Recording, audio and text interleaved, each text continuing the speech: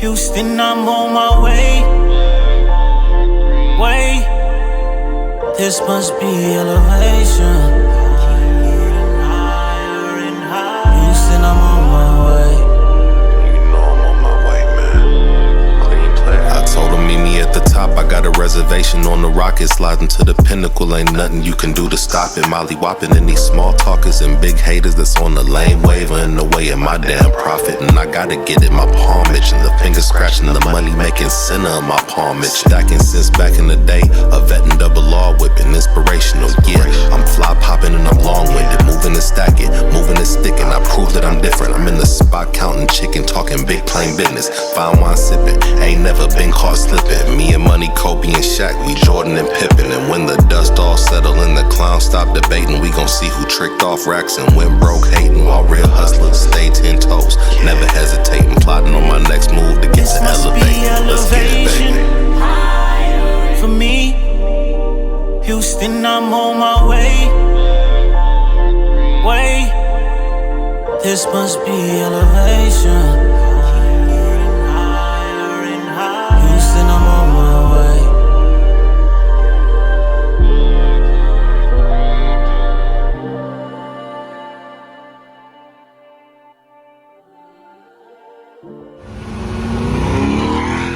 I just landed in Michigan to buy a seaplane and drive it back to Miami, Florida. What could go wrong? If you want to go pick up a plane, you got to use that big truck. V10. Super Duty. I got truckloads.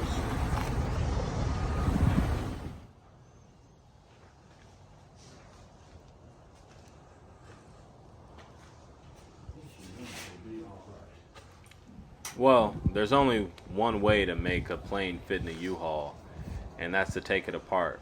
So we've got this kit all disassembled down to the airframe and the hull. The wings are off, and yeah, we're going to make this fit in a 26-foot U-Haul right here.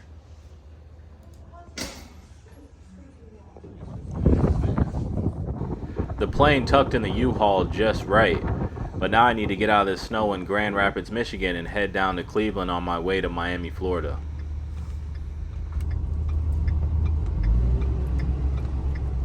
Once I turn on the highway, it really starts to set in that I'm really going to have to drive all the way to Miami, Florida. So I started thinking about what else I could pick up to make this expensive U-Haul trip worth it all the way home. This trip is going to take about 24 hours or about 3 days if I take a couple of breaks. So I find this car trailer on Facebook Marketplace and buy that in Cleveland. Shortly after, I stop at my grandparents' house and I park on the side of the road, but I get the U-Haul and the car trailer stuck. I didn't realize how muddy it was. Luckily, the neighbor was there with his tractor and he was able to pull us out.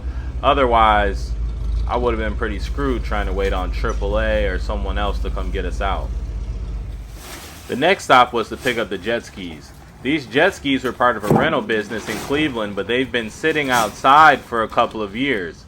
We have to figure out now, how do we get these jet skis from the side of this building onto the car trailer and strap them down to make the trip down to Florida.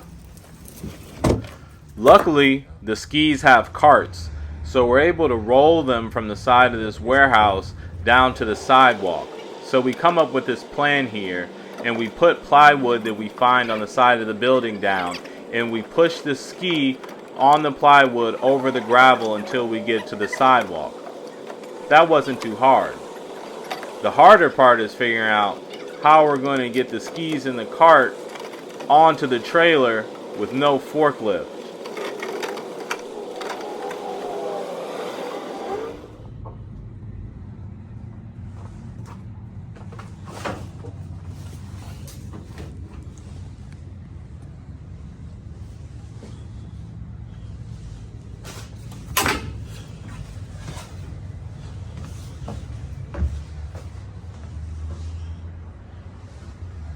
We figured out how to get the skis and the carts onto the trailer and how to get them strapped down so they can make the trip. We had enough muscle to get them up there, but these things weigh 800 to 1,000 pounds, so it wasn't easy, but we got it done.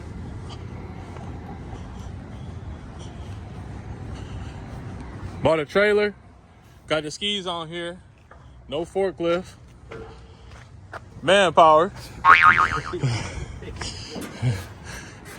Skis in there. Plane on deck. Now we gotta hit the road. It's safe. It's not moving. It's ready to go. Well, first problem. Got a tire blowout. Luckily, bought a jack at Walmart. I was gonna take it back just in case I didn't need it. In a 4-way. I got a spare tire. And once I get this on there, I'm going to Walmart and get another just in case another one goes out. Expensive, but cheaper and faster than AAA. So I'm going to get this off and switch out real quick. Got the old tire off. Now very fast and safely, I'm going to put the spare tire on, and next Walmart, I'm going to go pick up another tire.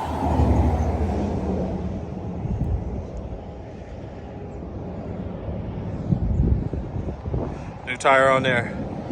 Let's pack it up, make it safely. We'll check the torque on the lug nut. I made it down to DeLand, Florida to the Aventura 2 hangar where they manufacture the Aventura 2 seaplane. And while I'm here, I'm going to get this plane inspected to see what the guys think about it. And I'm going to check on my plane inside. My plane is this red one here in the back. This is a Buccaneer 2. Another amphibious seaplane that came before the Aventura. This plane has a 100 horsepower engine, a Suzuki Aeromentum engine. It's an automotive conversion. It's fuel injected, and this is going to make this plane really a good performer. I put a glass panel on this plane as well too, with a Garmin and an iPad mount, but I'll save that for another video. The next stop is Miami.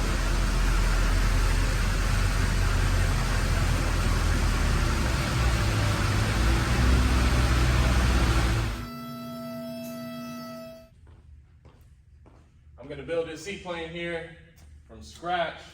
I've only got the wings covered. It's a kit. I brought my toys out. I'm here to show you guys how to build a seaplane, build your own airplane from scratch. We're gonna take this thing to the Bahamas. Jordan here with Aero Jordan. I'm gonna show you guys the major parts of an airplane and a major part of your Aventura 2 kit. When you buy a quick build kit, the airframe will be already partially assembled. In my case, I already have the control surfaces and the wings covered. I won't be covering that in this series, but you'll be able to get a good idea of how to assemble an airplane and what you're getting in this kit. So obviously, we know that planes have wings. You have the struts here that hold the wings. There's one point on the fuselage, and there's 2 points on the bottom side of the wings that hold them up.